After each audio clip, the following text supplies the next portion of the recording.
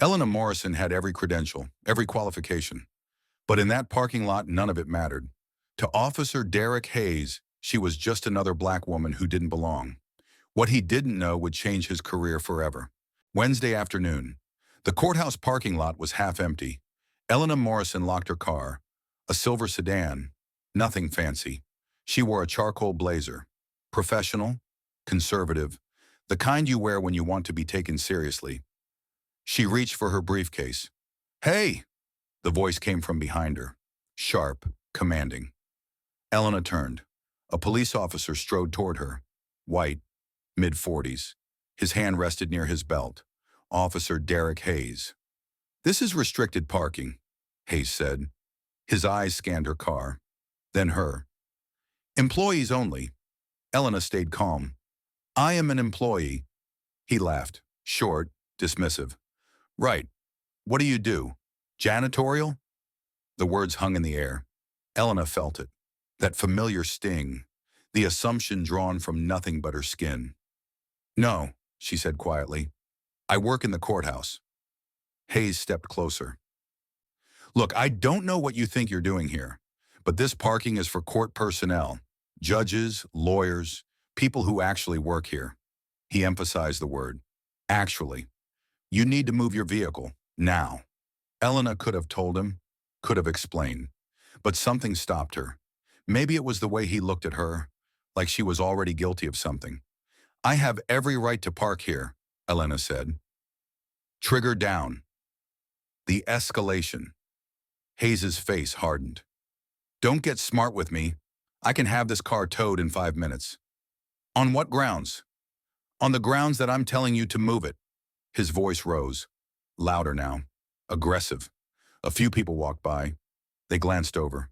No one stopped. Elena felt the heat in her cheeks. Not fear, anger, controlled anger. "I'm not moving my car," she said. "I work here. I have a designated spot." Hayes pulled out his radio. "We'll see about that." Elena didn't argue further.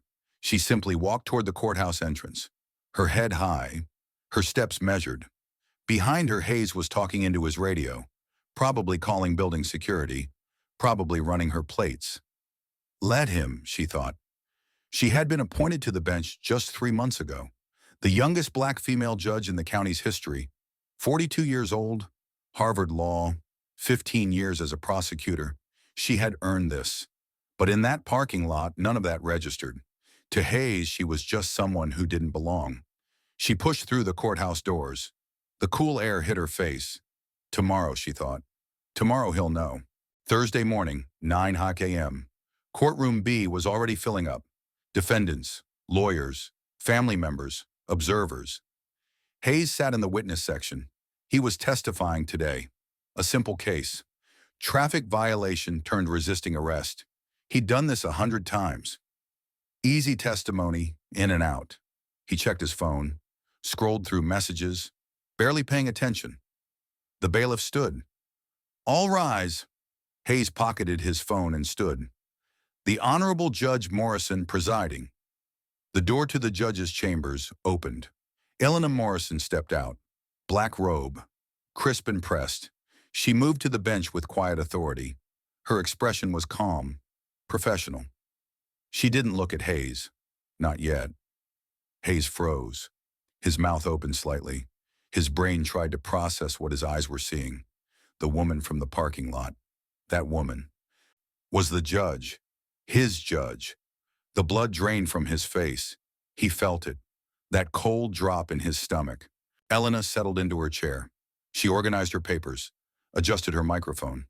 Then, and only then, did she look up. Her eyes found Hayes, just for a second, a flicker of recognition, nothing more. She looked away. Good morning, Elena said to the courtroom. Her voice carried. Clear, steady. Let's begin. Hayes sat down. His legs felt weak. Around him, no one noticed. The bailiff called the first case. A lawyer approached the bench. The machinery of justice turned as it always did. But Hayes couldn't focus. His mind raced, replaying yesterday. Every word he said, every assumption he made. Janitorial. God, he'd said janitorial. His hands gripped the armrests. He tried to look normal, tried to look like nothing was wrong, but everything was wrong. The case proceeded, some motion about evidence. Elena listened, asked questions, made a ruling. She was good, you could tell. The way she cut through the legal jargon, the way she kept the lawyers on track. Hayes watched her, studied her. This was the woman he'd threatened to have towed, the woman he'd dismissed, degraded, and now she held his career in her hands. But the worst part? His testimony was next, and he had no idea if she remembered him, or worse, if she was about to make him remember. The morning crawled forward, case after case. Hayes sat rigid, waiting. His turn was scheduled for 10:30. He glanced at the clock. 10:15. He thought about asking for a continuance. Some excuse. Anything to get out of this courtroom. But that would look suspicious. Weak. He was a 12-year veteran. Decorated. 3 commendations. He could handle this. Right? Elena called a brief recess. 10 minutes. Hayes stepped into the hallway. He needed air. Needed to think. His partner, Officer Reeves, found him by the water fountain. "You okay?" Reeves asked. "You look sick." Hayes shook his head. "I'm fine." "That's Judge Morrison in there. New appointment. I heard she's tough but fair." Tough but fair. Hayes wondered which one he'd get. 10:30 a.m. The state calls Officer Derek Hayes. Hayes stood. His uniform suddenly felt too tight. He walked to the witness stand. Each step echoed. The bailiff held out a Bible. "Do you swear to tell the truth, the whole truth, and nothing but the truth?" Hayes's voice came out rougher than he intended. "I do." He sat down. The witness chair faced the courtroom, but more importantly, it faced the bench. It faced Judge Morrison. Elena looked down at her notes. Her face was unreadable. The prosecutor, Linda Chen, approached. "Officer Hayes, please state your name and badge number." "Derek Hayes, badge number 4721. "How long have you been with the police department?" 12 years. Chen nodded. She began her questions. Standard stuff. What happened on the night of the arrest? What the defendant did? What Hayes observed? Hayes answered on autopilot. He knew this script. He'd performed it dozens of times. But his eyes kept drifting to Elena. She was writing something. Taking notes. Chen finished. "No further questions, Your Honor." The defense attorney stood up. Marcus Webb, a public defender. Young. Energetic. "Officer Hayes," Webb began, "you've testified that my client was aggressive, combative. Is that correct?" Hayes nodded. "Yes." "And that's why you escalated the stop to an arrest?" "That's correct." Webb paced. "But according to the dash cam footage, my client never raised his voice, never made a threatening gesture. Isn't that true?" Hayes tensed. "He was non-compliant." "Non-compliant. Interesting word." Webb turned to face the jury. "Can you define that for us, Officer Hayes?" "He didn't follow my instructions." "Which were?" "To stay in the vehicle." Webb nodded slowly. "And when he asked why he was being stopped, what did you tell him?" Hayes hesitated. "I told him it was a routine stop." "But it wasn't routine, was it? You stopped him because his taillight was out, a minor equipment violation, and then you ordered him to stay in his car when he tried to step out to check the taillight himself. For officer safety," Webb interrupted. "Tell me, Officer Hayes, do you make these same safety assessments with every driver you stop?" Elena leaned forward slightly, listening. Hayes felt the trap closing. "I assess each situation individually." "Individually? Based on what factors?" Silence. Hayes knew what Webb was getting at, but he couldn't say it, wouldn't say it. "Based on the behavior of the driver," Hayes finally said. Webb pulled out a folder. "Your Honor, I'd like to submit Defense Exhibit C, Officer Hayes' stop records from the past year." Elena nodded. "Proceed." Webb handed copies to the prosecutor and placed one in front of Hayes. "Officer Hayes, according to these records, you've made 47 traffic stops in the last 12 months. Is that accurate?" Hayes glanced at the numbers. "Approximately, yes." "And of those 47 stops, how many resulted in arrests?" "I'd have to check." "I can tell you," Webb said. 14. Nearly one-third of your stops end with someone in handcuffs. He paused. And of those 14 arrests, can you guess what percentage involved black drivers? Hayes's jaw clenched. Objection, Chen stood. Relevance, Your Honor? Webb turned to Elena. Your Honor, he wore a dress shirt. Neat. Respectful. When you stopped Mr. Wilson, Webb continued, what was your first impression of him? I don't recall. You don't recall, but you do recall that he was aggressive, combative. You recall that clearly, don't you? Hayes shifted in his seat. Elena watched. Her pen poised over her notepad. Webb pressed on. Here's what I think happened, Officer Hayes. I think you saw a young black man driving through a neighborhood, and you made an assumption, the same assumption you've made 14 times this year. Objection! Chen was on her feet, but Webb had made his point. Elena raised her hand. Sustained. She looked at Webb. Counselor, do you have actual evidence to support these accusations, or is this speculation? Webb's confidence faltered slightly. Your Honor, the pattern speaks for itself. Patterns aren't evidence, Elena said firmly. They're statistics, and statistics can be misleading without proper context. She turned to Hayes. Officer Hayes, I'm going to ask you a direct question, and I want you to answer honestly. Hayes's heart pounded. When you stopped Mr. Wilson, did his race play any factor in your decision? The courtroom held its breath. Hayes looked at her. Really looked at her.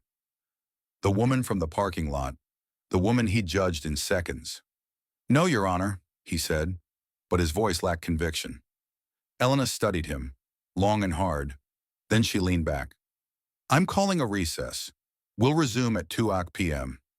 She stood. The bailiff called, all rise. And as Elena walked back to her chambers, Hayes knew she didn't believe him. Because how could she? She'd lived it herself. Just yesterday, in that parking lot, lunch break. Hayes sat in his patrol car. He couldn't eat, couldn't think straight. His phone buzzed, a text from Reeves. How'd it go? Hayes didn't respond. How did it go? It went terribly, because Judge Morrison saw right through him. And why wouldn't she? He'd done the exact same thing to her. Profiled her, judged her, dismissed her, based on nothing but her skin color. He'd spent 12 years telling himself he wasn't that guy. He served his community, protected people. He had black friends, black neighbors. But in that moment yesterday, when he saw Elena in that parking lot, his first thought wasn't court employee. His first thought was doesn't belong. And that thought came fast, automatic, like it had always been there, just waiting for a moment to surface. Hayes stared at his steering wheel. Maybe he was exactly who Webb said he was. 1:45 p.m. Hayes returned to the courthouse early. He needed to clear his head before testimony resumed. He walked past courtroom B. The doors were still closed. Then he heard a voice. Officer Hayes. He turned. Elena Morrison stood in the hallway. No robe now, just her blazer. The same one from yesterday. His mouth went dry. Your Honor, Walk with me, she said. It wasn't a request. They walked in silence down the corridor, past other courtrooms, past lawyers huddled in conversation. Elena stopped at a window overlooking the parking lot. I want to show you something, she said. She pointed down. See that parking space? The one with the sign that says Judge Morrison? Hayes looked. He saw it. That's where I parked yesterday, Elena continued. That's where you told me I didn't belong. His chest tightened. Your Honor, I didn't know. That I was a judge? Elena turned to face him. Would it have mattered if I was a secretary? A paralegal? Someone who cleans these halls at night? Hayes didn't answer. I worked for 15 years to get here, Elena said. Her voice was calm, but there was steel beneath it. I graduated top of my class. I tried cases that made senior prosecutors nervous. I put away murderers, rapists, people who hurt children. She paused. But none of that mattered yesterday because you looked at me and saw one thing. Just one thing. The words cut deep. Hayes felt his throat close up. I'm sorry, he managed. Elena studied him. Are you, or are you just sorry you got caught? Subplot. The real case. She didn't wait for an answer. Here's what's going to happen, Officer Hayes. I'm going to go back into that courtroom, and I'm going to rule on your testimony, not because of what happened yesterday, but because of what's right. She stepped closer. That young man in there? James Wilson? He's a college student. He was driving home from his night shift at a hospital, where he works as a nursing assistant. He has no criminal record, no history of violence, no reason for you to treat him the way you did. But you stopped him anyway, and when he questioned why, you arrested him for resisting. Sound familiar? Hayes's hands trembled. You have a choice to make, Elena said. You can go back in there and keep lying. Keep telling yourself that you were just doing your job, that your judgment was sound. She paused. Or you can tell the truth. Not to me. Not to that courtroom. To yourself. She turned to walk away. Your Honor, Hayes called out. Elena stopped. I was wrong, Hayes said. The words came hard, like pulling glass from a wound. About you, about Wilson, about all of it. Elena turned back to him. For a long moment she said nothing. Then, being wrong is easy, Officer Hayes. Living with it? Working to fix it? That's the hard part. She walked away. 2 p.m. The courtroom reconvened. Hayes took the stand again. But something had shifted. Marcus Webb resumed his cross-examination. Officer Hayes, before the break, we were discussing your stop of Mr. Wilson. I'd like to give you another chance to answer honestly. Webb's tone was different now, less aggressive, more inviting. When you saw Mr. Wilson's vehicle that night, what made you initiate the stop? Hayes took a breath. This was it. The moment. He could stick to his story, or he could tell the truth. He looked at Elena Morrison. She was watching, waiting. Then he looked at James Wilson. The young man sat quietly, hopeful, waiting for justice. Just like Elena had been waiting yesterday, in that parking lot, for respect, for recognition, for someone to see her as she truly was. Hayes made his choice. The tail light was out, he said slowly.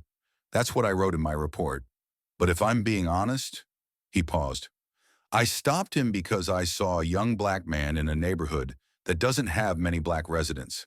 And I made an assumption, a wrong assumption. The courtroom went silent. Even Webb looked surprised. Hayes continued. I assumed he didn't belong there, just like I've made that assumption before. And I was wrong, every time. You could hear a pin drop. This was what 55 years of living teaches you.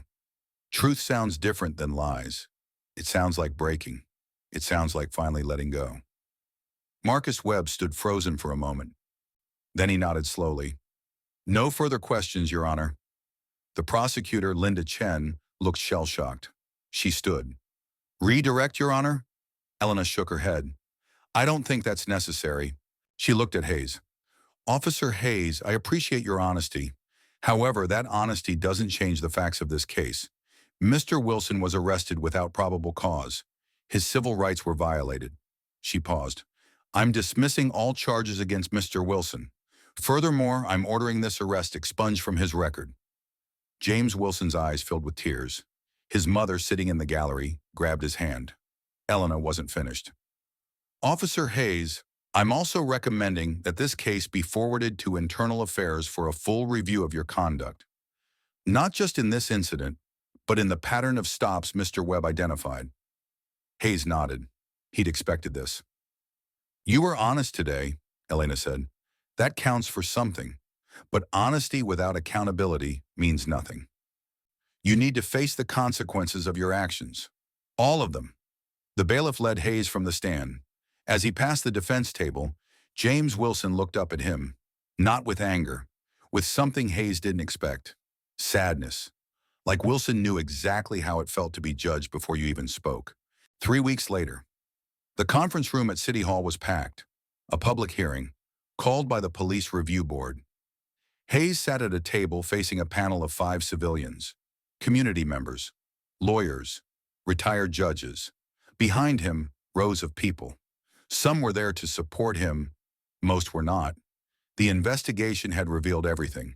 47 stops, 14 arrests, 85% involved people of color. The local news had run the story.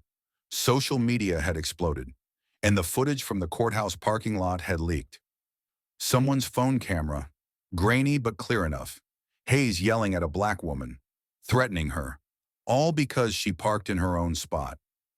The chair of the review board, Mrs. Patricia Washington, called the meeting to order. She was 71, a retired school principal. Her eyes were sharp, missing nothing. Officer Hayes, she began, we've reviewed the findings from internal affairs. We've heard testimony from community members. We've examined your service record, and we've invited you here today to give you a chance to speak. Hayes stood. His hands were shaking, but his voice was steady. Thank you, Mrs. Washington. Thank you to the board. He took a breath. I've had 3 weeks to think about what to say. I wrote speeches, practiced explanations, tried to find ways to make this sound better. He paused. But there is no better. There's only the truth. The room was silent. I am a racist. Gasps rippled through the crowd. I didn't think I was, Hayes continued. I told myself I treated everyone fairly, that I judged people on their actions, not their skin. But I was lying to myself. When I saw Judge Morrison in that parking lot, I didn't see a judge. I didn't see a Harvard graduate. I didn't see a woman who'd spent 15 years fighting for justice. I saw a black woman, and I assumed she didn't belong. His voice cracked. And I've been making that same assumption my entire career. 47 stops. 47 times I pulled someone over because something about them made me think they didn't belong. And what was that something? Their skin color. Mrs. Washington leaned forward. Officer Hayes, do you understand the damage you've caused? Not just to the people you've stopped, but to the community's trust in law enforcement? Yes, ma'am. Do you understand that your apology, while appreciated, doesn't erase that damage? I do. Another board member spoke up, Mr. Rodriguez, a civil rights attorney. You admitted your bias on the stand. That took courage.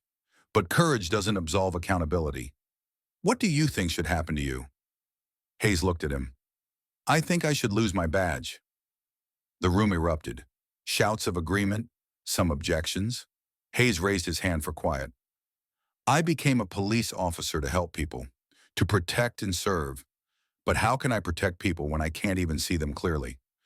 When my first instinct is to assume they're dangerous, that they don't belong, I can't. Not anymore. Not until I fix what's broken inside me. Mrs. Washington nodded.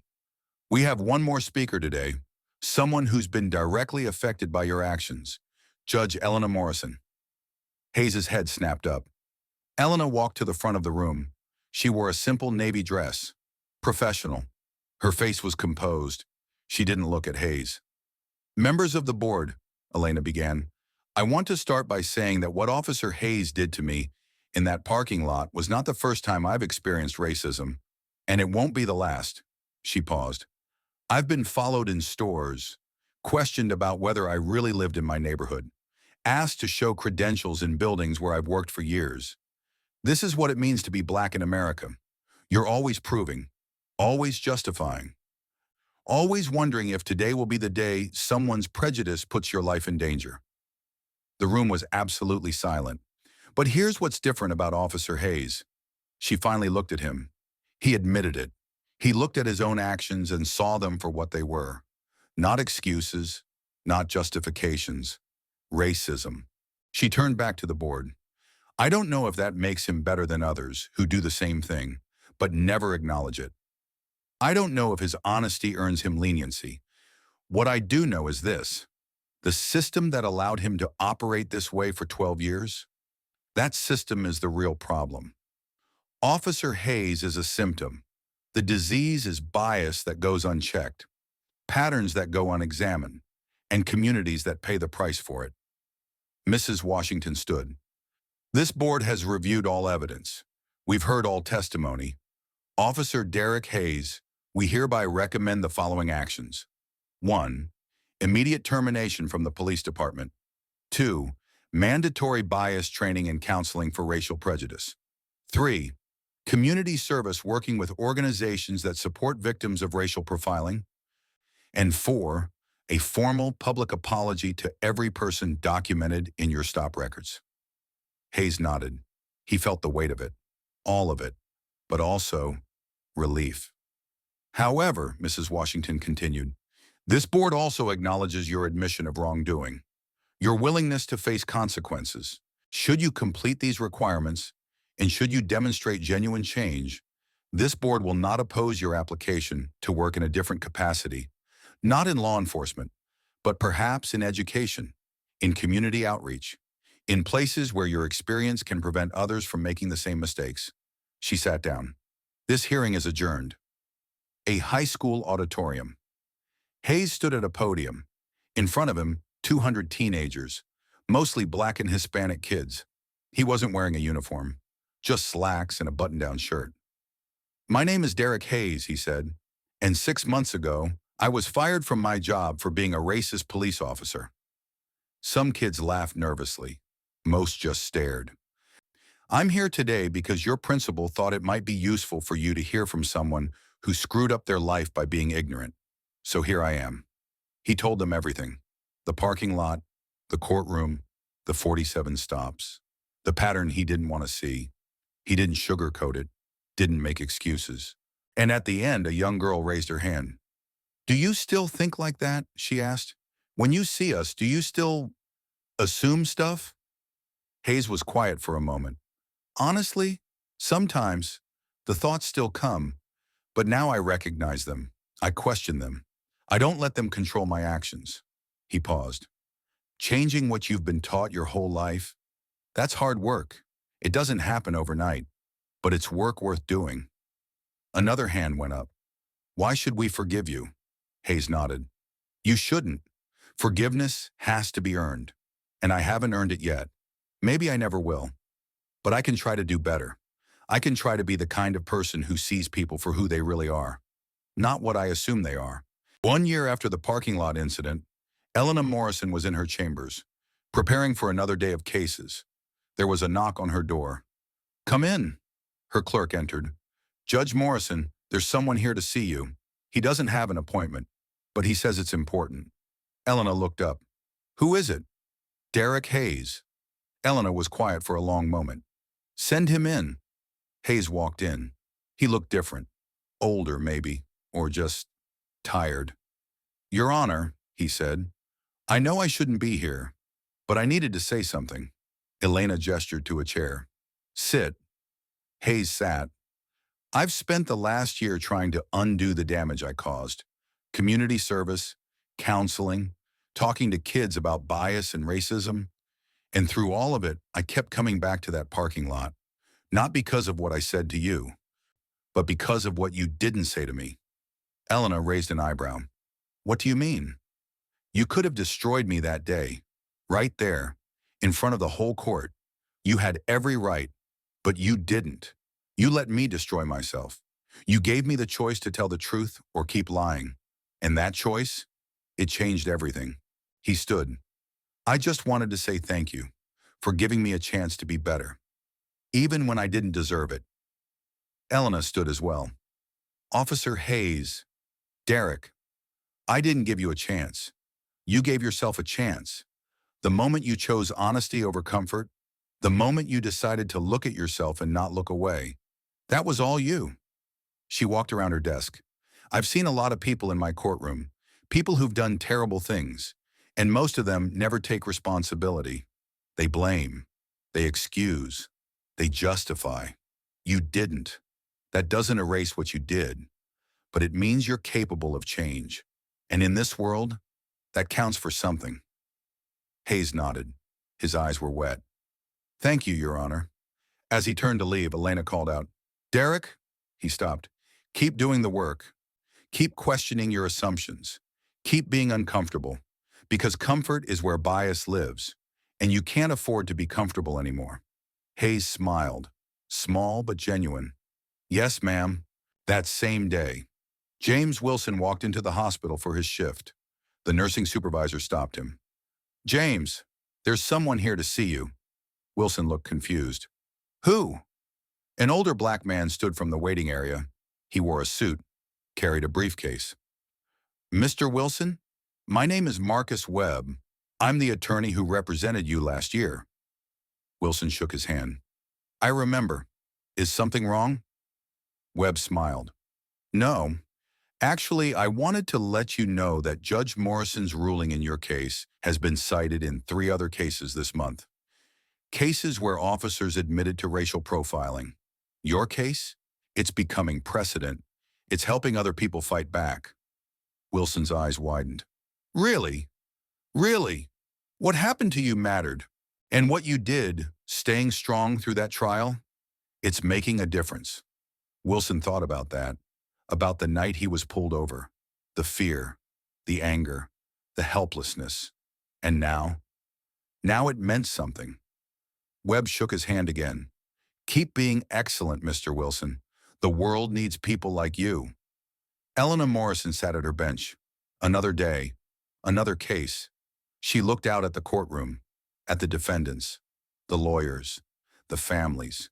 So many people looking for justice. So many people hoping to be seen, really seen. She thought about Derek Hayes, about the parking lot, about how far they'd both come. Not because she forgave him, but because she believed in the possibility of change, in a system that could hold people accountable, in a community that could heal, in a world where being wrong didn't have to mean staying wrong forever. She picked up her gavel. Let's begin. The story reminds us. We all carry biases, we all make assumptions, but we all have the power to change, to see people for who they really are, not what we fear they might be. Justice isn't just about punishment, it's about transformation.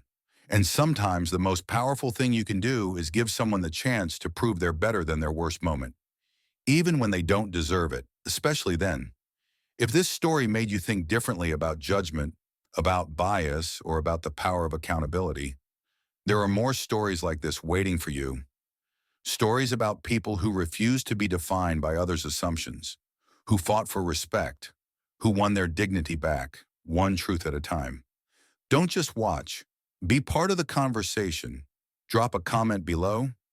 Tell us about a time you were judged unfairly, or a moment you had to check your own bias. These stories only matter if we're willing to talk about them.